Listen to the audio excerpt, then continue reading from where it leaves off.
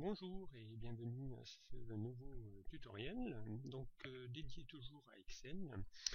Aujourd'hui je vais aborder le thème des liaisons de feuilles. Il va vous arriver très fréquemment de pouvoir faire une synthèse via plusieurs feuilles.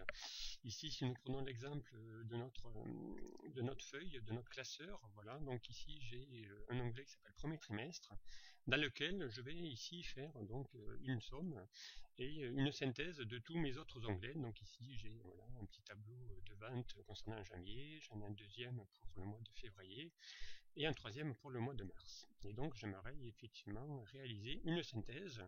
Donc je me suis créé un nouvel onglet qui s'appelle premier trimestre et je vais donc ici faire ma synthèse de mes autres feuilles. Donc là j'ai mis que pour le premier trimestre, mais voilà, si nous avions ici nos autres feuilles concernant le reste de l'année, donc nous aurions pu faire également la même chose. Là c'était juste pour vous montrer donc le principe d'utilisation, voilà, d'une zone nommée. Donc vous allez voir qu'on va pouvoir nommer des zones et s'en servir également de ces zones nommées pour réaliser des calculs. Donc la première étape, c'est de créer voilà, des zones nommées. Donc nous allons aller dans chacune des feuilles. Donc ici, voilà, nous allons sélectionner notre zone ici de calcul. Voilà, ici ce sont nos chiffres que nous avons réalisés pour le mois de janvier, et je vais donc nommer cette plage de cellules, donc cette plage de cellules qui va de la cellule C6 à la cellule C10, et je vais lui donner un nom. Donc pour donner un nom à une plage ou à une cellule, donc ici nous allons nous mettre dans notre barre ici de formule, et ici dans notre étiquette nous allons ici taper le nom que nous voulons donner à cette plage. Donc voilà, ici je tape le mois de janvier et je valide en faisant entrer pour qu'il puisse prendre en compte donc cette zone nommée. Donc dorénavant la zone nommée s'appelle plus C6, mais elle s'appelle effectivement ici, on regarde ici, si je me positionne uniquement sur la fonction, sur la cellule C6, cette zone va s'appeler toujours C6, mais si je sélectionne dorénavant ma zone, voilà, cette zone dorénavant s'appelle janvier. Et bien je vais faire la même chose pour le mois de février. Voilà, donc ici je vais taper février, je valide par entrée. Voilà, donc je nomme également ici chacune de mes zones. Voilà, pour le mois de mars, je fais la même chose. Voilà, donc j'ai nommé ici toutes mes zones différentes. Voilà, donc encore une fois, si nous avions eu tout le calendrier jusqu'à la fin du mois de décembre, voilà, nous aurions pu créer une zone nommée pour chacune de ces plages. Voilà, donc autre chose aussi qui peut vous être utile, donc une fois que vous avez nommé vos plages, c'est de pouvoir effectivement les retrouver plus facilement. Donc pour retrouver ici vos zones nommées, donc il y a une possibilité de pouvoir les retrouver.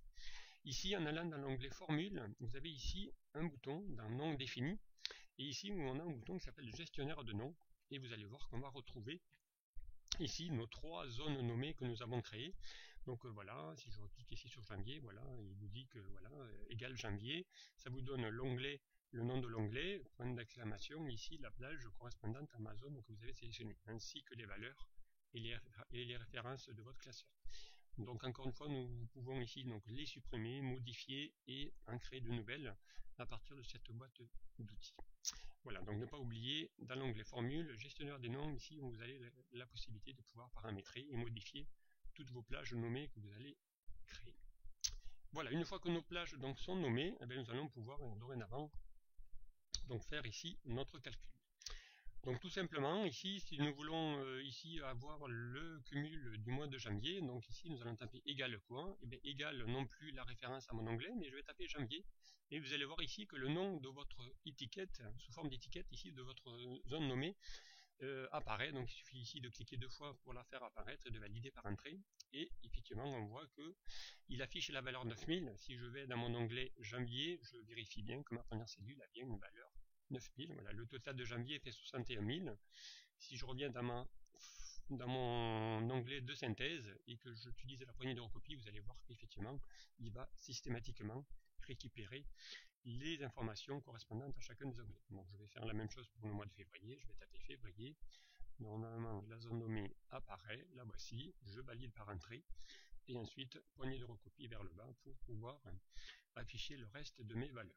Même principe pour le mois de mars, voilà, je valide, et je fais également la même chose. Voilà un moyen effectivement très simple de pouvoir ici réaliser une synthèse, donc en utilisant uniquement les valeurs nommées. Une autre possibilité également de voir, c'est effectivement que ces formules utilisées donc via des zones nommées vont permettre également de pouvoir être actualisables.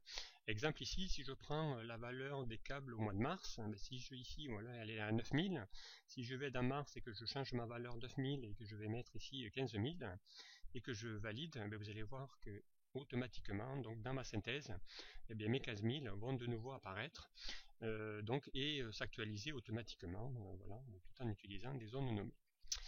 Voilà, donc une autre façon de pouvoir faire ici des sommes et d'utiliser des zones nommées pour pouvoir faire des calculs et surtout pour pouvoir faire une synthèse d'un document.